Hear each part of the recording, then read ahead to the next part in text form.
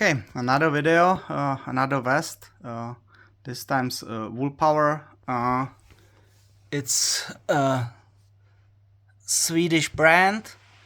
I saw it recommended by a dinghy sailor. I will put the channel of him into the subscription to this video. Amazing stuff, just watch it. I mean, he's taking an open boat across the British channels and sailing it. I mean, that's something.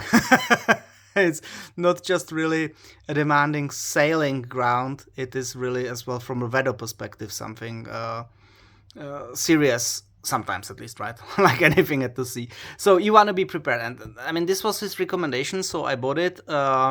It's really made in Sweden, which I like. I mean, I really support brands that have their home base with their manufacturing. You know, especially for these prices. So talking things like Filson, for the price that the Filson cost, I expect it to be made in the US. I like to support the people in that country.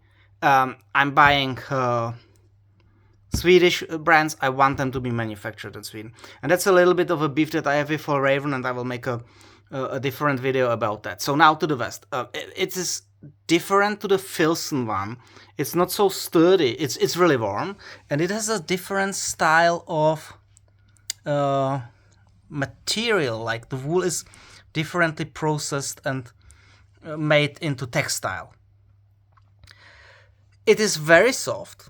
The sizing, it's I'm 6 foot 180, 6 foot tall, not just 180 centimeters sort of, but as well 180 pounds.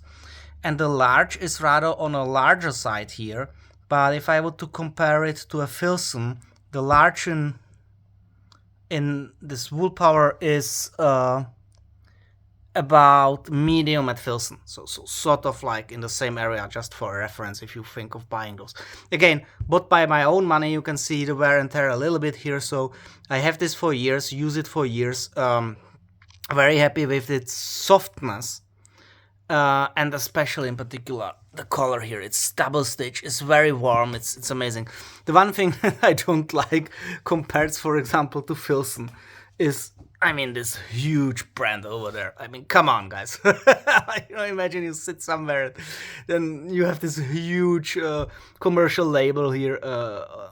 I don't like it. I don't like when brands put their names on it.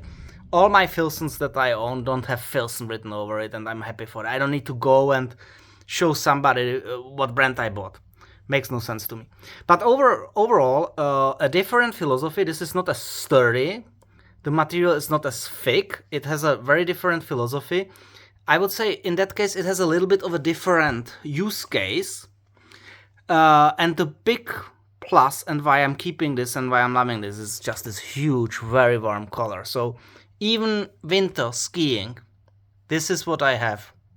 If I'm skiing in the winter, if I'm out in the snow, in the freeze, especially windy, this is one of the layers that I use and own. Other than that, the vest, there is nothing particularly special about the vest, except obviously it's a woolen material. I don't think that this is 100% wool. Let me check if I will be able on the etiquette to find somewhere the exact. Yeah, it's 70% merino, 28 polyamide to elastan. So if you want really 100% wool material, this is it not. I usually prefer 100% wool, but since this came recommended from a guy who really uses these items on the sturdy seas, I just got it and I'm happy with it. It's not that I'm not. Filson versus Woolpower really depends. The Filson is my daily driver. This is for special cases.